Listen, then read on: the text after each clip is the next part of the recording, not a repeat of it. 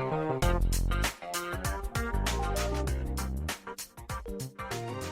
and welcome back. You're listening to Linda Pinizzato on the Condo Expert here on the Bayshore Health Community and Wellbeing Station, powered by the Hayes FM. We were talking about dogs, and it's wonderful. Errol Lowe and of Inspired Telecom is here, and we're going to change subjects because we can get this condo issue, honestly. We could probably stay here. I mean, if we want to camp out for about 2 weeks, and we'll come on air every day and we'll go into everything under the sun. I know that your product, telephone product and so on, would certainly be something of interest to condominium owners, and most likely board of directors. Now, with condominiums and the community inside the building, everything that gets decided upon within a condo building, it's kind of an interesting thing. Even if your condo owner called you up and said to you, listen, we're interested in your products. Could you come in and chat with us and so on? I think that we'd have to try to figure out how that would work, because do you not have to have something delegated in the building? Like, I think you'd have to have something approved to work within the condominium building in the first place. Yeah, generally there's some sort of board, committee, or group of some sort that will tell you the rules, policies, and regulations, and what's required. Quite often, if there's physical wiring or networks that's already in place, we have to recognize that as well, or if they need us to bring in the network as well. So because a lot of buildings, what they do is they have, what is the room called? The communication room. There's a name for it. I can't remember what it's called. But the communication room, generally speaking with the builders, what they do is they have that. Years ago, you couldn't even change carriers. Yes, that's true. The service providers had to be what they were. Yes, that's true. Right. And then there was the leasing option for the room of the developers. A lot of people don't know this background stuff, so we're going to throw it out there.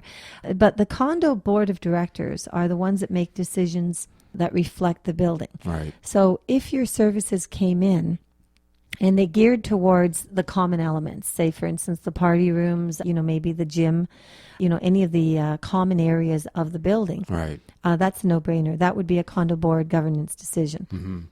So we can do that, as you mentioned. Right.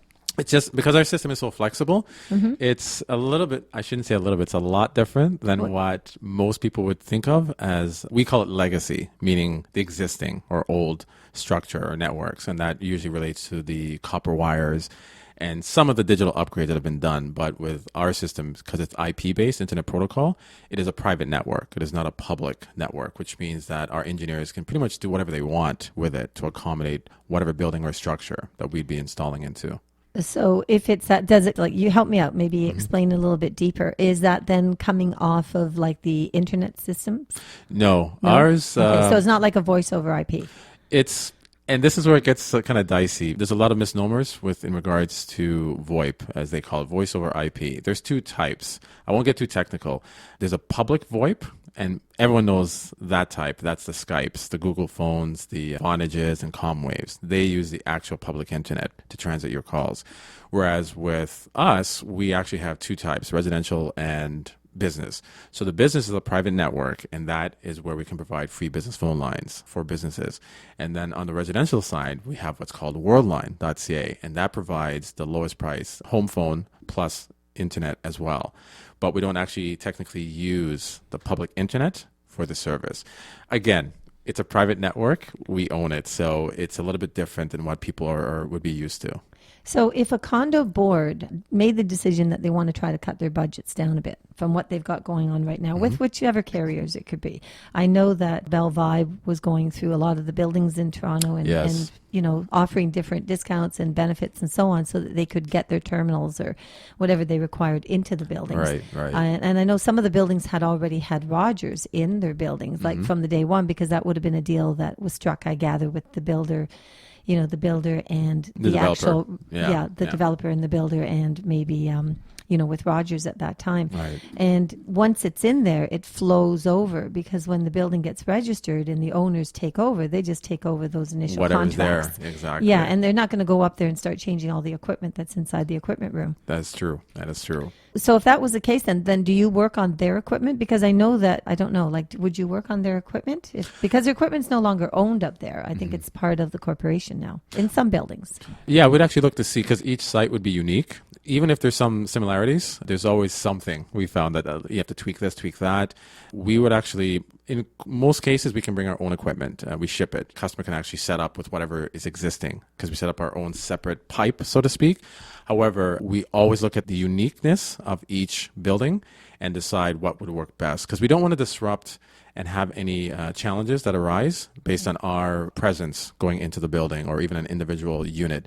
It's the last thing we want is to be seen as, wow, when these guys came in, oh my goodness, just such a headache. We don't want that. So we definitely would have to have a conversation with the board and make sure, okay, let's take a look and see what type of equipment you have, what we call an appliance, physically in the basement or wherever, what we call the network closet.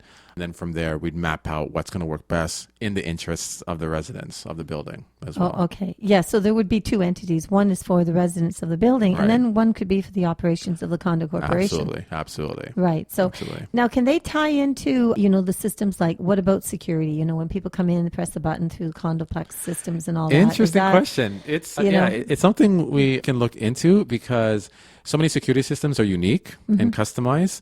But now, more and more security systems are becoming IP-based, which is Internet Protocols. For those who are not technically savvy, it just simply means that it doesn't use the public Internet. It uses the programming language of the Internet, right? What they call the code. Does that make really? sense? Yeah. Okay. Because I know when I say IP, I say it so often, I just assume everyone knows it, but I have to make sure I elucidate on exactly what that means. So when we say Internet Protocol, it's just programming language, like COBOL or whatnot. All that means is it's digital, in a sense that the way that the system is built is done by a programming language that is also the same language used by the public internet. And that means to transfer data. That's essentially what it means. You're just simply using that transfer protocol to transfer data. So to put it in a very simplistic terms, it's like it's digital. That's all it really is. It's just digital. It's just digital, essentially, right? So they can be used with the present type of systems that are out and about in some of the condos. I guess you'd have to see whether or not there's going to be, whether or not they could fit with work with one another, basically. So I'm not going to say yes, because it's like having a generic, if you turn, well, as you know, last week, oh my God, I misplaced because I was in such a rush. What else is new? I'm a woman in like 5 different, someone said to me, Linda, you're taking volunteering to the limits. I think he couldn't have said anything better, really. The 3 of you. No kidding. Oh no. I had rushed out so fast that I ended up leaving my laptop plugged in to where I was, and I left, and of course next thing you know, I didn't have my laptop plugged, and I didn't need my laptop then for about 3 more days later. Right. And I was trying to backtrack. Where the heck was I? And anyway, the point of the matter is I was trying to find a universal plug. Right. I couldn't find one. No, really? No, I couldn't believe it. I could not plug. find the universal plug. Yeah. Okay. So I was thinking then, so this system then, is there any type of universal type of thing that you could have that could potentially fit and work with some of these electronic devices that entrance into condominium buildings? You have some really good questions today. Well, only because, you know why? I'll tell you why. Okay, why my mind is, my wheels are turning. And the reason they're turning is because the cost of those systems in these condo buildings, some of them are downright outrageous. And even though some board members want to upgrade them, when they get the quote back, because there seems to be a little bit of territorial rights going on here. Oh, yeah, I can imagine. Okay, and I can't believe, I'm the president of a condo board, and just getting the different complaints that we get in, I can't believe how many times we've got it so that the people saying that they don't really want to, they would prefer to change the system completely and not even stay with the company that they're with. However, the problem is that they cannot then keep the system and have anything else that will work with the system, and therefore there's almost some degree of a proprietary right there, which is awkward because it sounds awfully expensive, and I don't think that it should be that way. So if your company, I look at this expired telecom. If you came up with something, and I'm just throwing you food for thought. Okay. Because you sound like a genius when it comes to telecom work here. So, seriously, if you could find something that would work like that, board of directors could keep their building system their entry system in place. Right. Okay. And have it updated to modernize it so that it would be more efficient and effective, and maybe not have to recreate the entire. From scratch, yeah. Yeah, exactly. Actually, that's a very good thought. And it's similar to the lines of what we have as far as the technology. Because you have to remember, internet protocol and that type of technology, it's not a matter of if industries and people and companies will switch over. It's a matter of when, because that's where everything is moving to, because everything is internet based and will be the next 5 years. They call that the Internet of Everything, where all electronic devices are going to speak the language of the internet, and it can be interact with any device that's going to be synced or synchronized to the internet.